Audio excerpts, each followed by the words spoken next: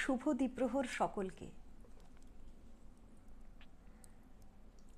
আজ বিখ্যাত কবি সুনীল গঙ্গোপাধ্যায়ের লেখা কবিতা পাঠ করছি। কবিতাটি হলো পাহাড় চূড়া। অনেক দিন থেকেই আমার একটা পাহাড় কিনবার শখ, কিন্তু পাহাড় কে বিক্রি করে তা জানি না।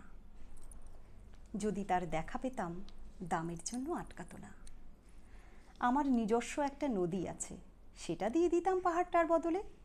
কে না জানে পাহাড়ের চেয়ে নদীর দামই বেশি। পাহাড় স্থাণু, নদী বহমান। তবু আমি নদীর বদলে পাহাড়ই কিনতাম, কারণ আমি ঠকতে চাই। নদীটাও অবশ্য আমি কিনেছিলাম একটা দ্বীপের বদলে। ছেলেবেলায় আমার বেশ ছোট্ট খাট্ট ছিমছাম একটা দ্বীপ ছিল, সেখানে অসংখ্য প্রজাপতি। শৈশবে দ্বীপটি ছিল বড় প্রিয়। আমার যৌবনে দ্বীপটি আমার কাছে মাপে ছোট লাগলো। প্রবহমান ছিপছিপে তন্নি নদীটি বেশ পছন্দ হলো আমার।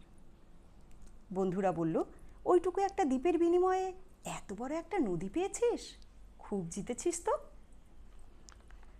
তখন জয়ের আনন্দে আমি বিহ্বল হতাম। তখন সত্যি আমি ভালোবাসতাম নদীটিকে। নদীটি আমার অনেক প্রশ্নের উত্তর দিত। যেমন, বলো তো আজ সন্ধেবেলা বৃষ্টি হবে কি না? সে বলতো, আজ এখানে দক্ষিণী গরম হাওয়া, শুধু একটা ছোট্ট দ্বীপে বৃষ্টি, সে কি প্রবল বৃষ্টি, যেন একটা উৎসব। আমি সেই দ্বীপে আর যেতে পারি না। সে জানতো, সবাই জানে, শৈশবে আর ফেরা যায় না। এখন আমি একটা পাহাড় কিনতে চাই। সেই পাহাড়ের পায়ের কাছে থাকবে গহন অরণ্য। আমি সেই অরণ্য পার হয়ে যাব। তারপর সেই রুক্ষ কঠিন পাহাড়, একেবারে চূড়ায়, মাথার খুব কাছে আকাশ, নিচে বিপুলা পৃথিবী, চরাচরে তীব্র নির্জনতা। আমার কণ্ঠস্বর সেখানে কেউ শুনতে পাবে না। আমি ঈশ্বর মানি না, তিনি আমার মাথার কাছে ঝুঁকে দাঁড়াবেন না। আমি শুধু 10 দিককে উদ্দেশ্য করে বলবো, প্রত্যেক মানুষই অহংকারী, এখানে আমি একা। এখানে আমার কোনো অহংকার নেই।